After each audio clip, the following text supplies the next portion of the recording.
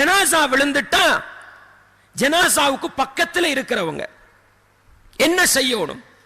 ரசூலுல்லாஹ் ஸல்லல்லாஹு அலைஹி வஸல்லம் அவங்க அபூ ஸலமா ரலியல்லாஹு அன்ஹு அவங்க மரணித்த நேரம் அவங்களோட ஜனாசாவுக்கு போறாங்க. ரசூலுல்லாஹ் போய் ரசூலுல்லாஹ் முதலாவது என்ன செய்யறாங்க?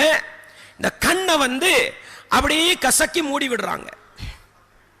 ஒரு ஜனாசா விழுகிற நேரம் நீங்க பக்கத்தில் இருந்தீங்க என்று சொன்னா ஜனாசாவுக்கு செய்ய வேண்டிய வேலை என்ன? ஜனாசாவுடைய உடல் கட்டமைப்பை நேர்படுத்த வேண்டும், நெறிப்படுத்த வேண்டும். ரசூலுல்லாஹ் அந்த ஜனாசாவை பார்க்கிற நேரம் கண் பார்வை அப்படியே மேல் நோக்கி இருந்தது. அப்ப ரசூலுல்லாஹ் என்ன சொன்னாங்க? ஒரு ஜனாசா ஒரு உடம்பில் இருந்து உயிர் பிரிந்து விட்டால் தபிஅஹுல் பஸர், அந்த உயிரை பார்வை அப்படியே பின்னோக்குகிறது என்று சொன்னாங்க ரசூலுல்லாஹ். அதனால கண் செங்குத்தா தான் இருக்கும். இப்படியே நாங்க மையத்தை வச்சிட்டோம் என்று சொன்னா கொஞ்ச நேரத்தில் என்ன செஞ்சிடும்? பொடியிட சூடு இறங்கிட்டுதுண்டா இதை மூட இல்லாம போயிடும். அதை பார்க்கிறதுக்கு என்ன செய்யும்? இந்த கண் புருவம் இருக்குத்தானே, இந்த கண் புருவம் மனிதனுக்கு கண்ணுடைய நடுவுல இருந்தால்தான் பார்க்கிறதுக்கு அழகா இருக்கும். மேல போய் வெள்ள விளங்க ஆரம்பிச்சுட்டா பார்க்கிறதுக்கு என்ன செய்யும்? பயங்கரமான ஒரு தோற்றத்தை ஏற்படுத்தும். மனிதன் உயிரோடு இருக்கும் வரையில தான் அந்த கண் மனிதன் கண்ட்ரோல்ல இருக்கும். மௌத்தா போய் கீழே விழுந்துட்டான்டா அந்த கண் புருவம் என்ன செஞ்சிடும்? கருப்பு மேல போக ஆரம்பிச்சிடும். அப்ப பார்க்கிறதுக்கு அசிங்கமா இருக்கும். இஸ்லாம் சொல்லுகிறது கண்ணை கசக்கி மூடி விடுங்க. இதுல இருந்து இதை மட்டும் தான் எடுப்போமா? சில நேரம் சில ஜனாசாக்கள் எக்ஸிடென்டாவே மௌத்தா போயிருக்கும். அதனுடைய கை கால்கள் அப்படி இப்படி இருக்கலாம். இப்படியே இருந்துச்சுன்னு சொன்னா கஃன் செய்யறதெல்லாம் கஷ்டமா போயிடும். பக்கத்தில் இருக்கிறோமா, முதலாவது என்ன பண்ணணும்? அந்த கையை கைக்குரிய இடத்துல சேர்த்துடணும், காலுக்குரிய இடத்துல சேர்த்துடணும்.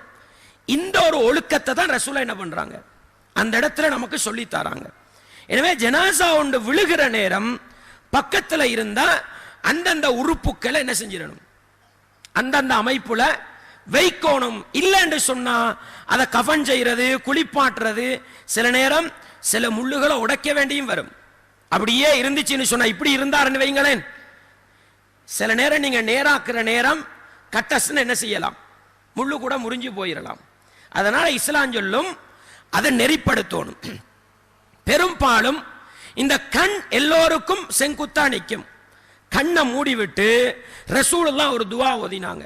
என்ன துவா அது? அல்லாஹும்ம ஃபிர் லி அபி சலமா. அபூ சலமா அவங்களோட மையத்துக்கு தானே போனாங்க. ரசூலுல்லாஹ் அபூ சலமா அவர்களுடைய பேரை சொல்லி அல்லாஹும்ம ஃபிர் லி அபி சலமா. நாங்க ஒரு ஜனாசாக்கு போறோமா, அந்த ஜனாசாவை பார்க்கிறோமா, இந்த பேரை சொல்லி இந்த துவாவை ஓதலாம். அல்லாஹும்ம ஃபிர் லி அப்துல்லா, அல்லாஹும்ம ஃபிர் லி உஸ்மான், அல்லாஹும்ம ஃபிர் லி அப்துஸ் சத்தா அப்படின்னு என்ன செய்யலாம்? இருக்கிற பேரை சொல்லி பின்னால வர துவா ஓதுறது. அல்லாஹும்ம ஃபிர் லி அபி சலமா வர்ஃபா தரஜதஹு ஃபில் மஹ்தியின் வ அக்லிஃபுஹு ஃபி அக்பிஹி ஃபில் காபிரின் வக்ஃபிர் லனா வலஹு யா ரப்பல் ஆலமீன் வஃப்ஸஹ் லஹு ஃபி கப்ரி வனவ்விர் லஹு ஃபீஹி. ஆழமான அர்த்தமுள்ள ஒரு துவா. எப்படி ரசூலுல்லாஹ் கேட்கிறாங்க?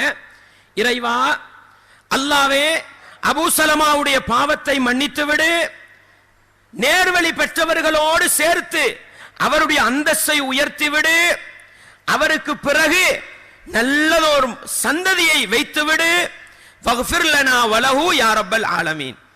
அகிலத்தவர்களை படைத்து பரிபாலிக்கின்ற இரட்சகனே, எங்களுக்கும் மன்னிப்பளித்து விடு, அவருக்கும் மன்னிப்பளித்து விடு. வஃப்ஸஹ் லஹு ஃபீ கப்ரிஹி வனவ்விர் லஹு ஃபீஹி. அவருடைய கபரை விசாலப்படுத்தி அதிலே அவருக்கு பிரகாசத்தையும் என்ன செய்து விடு, கொடுத்து விடு என்ற ஒரு ஆழமான துஆ. சும்மா கேட்டு பாருங்க, இந்த துஆ எங்களில் எத்தனை பேருக்கு பாடம்?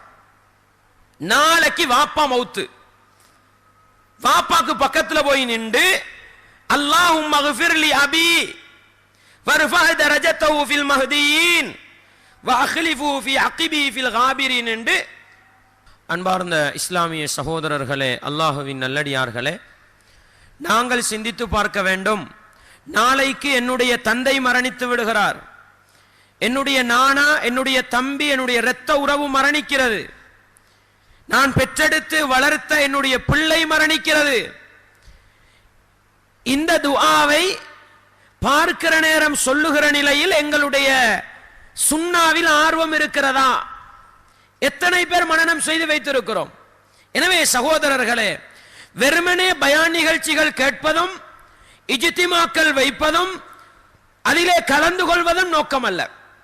இஸ்லாம் அறிவு பொக்கிஷங்களை வளர்ப்பதில் கவனம் செலுத்தவில்லை, செயல் வீரர்களை உருவாக்குவதில் கவனம் செலுத்தியது.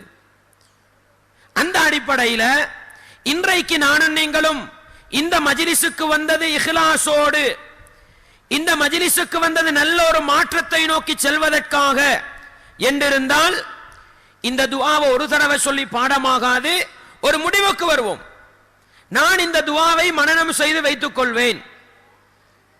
எந்த ஜனாசா வந்தாலும் அதை பார்க்க செல்கிற சந்தர்ப்பம் வந்தால் இந்த சுன்னத்தான துஆவை ஓதித்தான் பார்ப்பேன் என்கிற ஒரு நிலையை நானும் நீங்களும் உருவாக்கி கொள்ள வேண்டும்.